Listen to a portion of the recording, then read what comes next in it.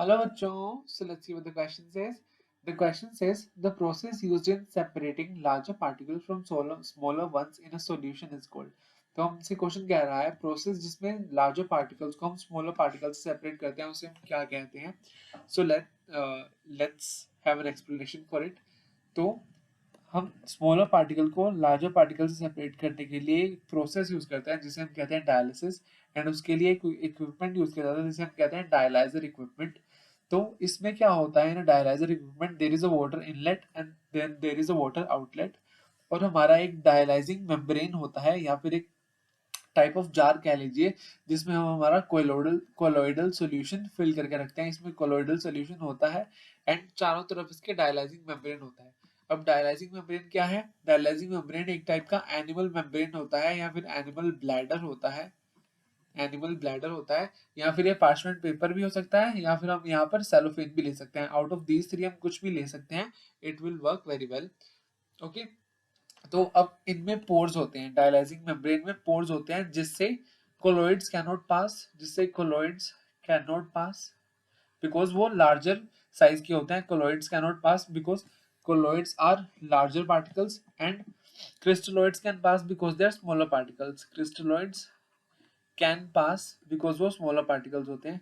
Crystalloids can pass but colloids can not pass. And colloid की size की range होती है 1 to 1000 nanometre. You will come to know it in your class 12 surface chemistry.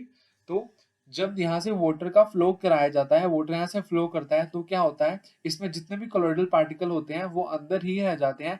Virus जितने भी smaller particle होते हैं जो कि क्रिस्टलॉइड्स होते हैं वो वाटर के साथ बाहर की तरफ फ्लो कर जाते हैं और हमें यहाँ पर प्योर कोलोइडल सॉल्यूशन मिल जाता है.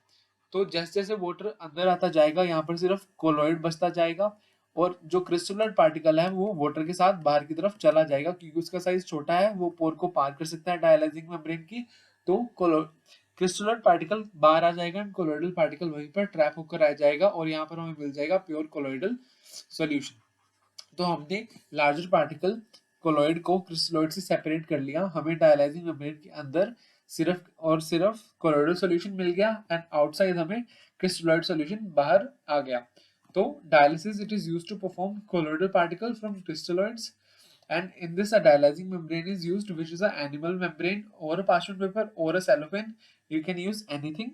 और इसमें जो पोर्स होते हैं उसके साइज में colloids can not pass but crystalloids pass कर सकते हैं. इसलिए हमारे पास लास्ट में प्योर कोलोइडल सॉल्यूशन बच जाता है एंड क्रिस्टलोइड फ्लो आउट कर जाता है with the water.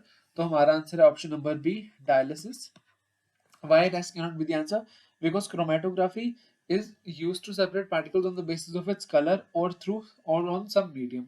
Osmosis is basically process of diffusion of water through a semi-permeable membrane. Hence, इससे हम separate नहीं कर सकते larger and smaller particles को. Tyndallization is a sterilization process given by John Tyndall.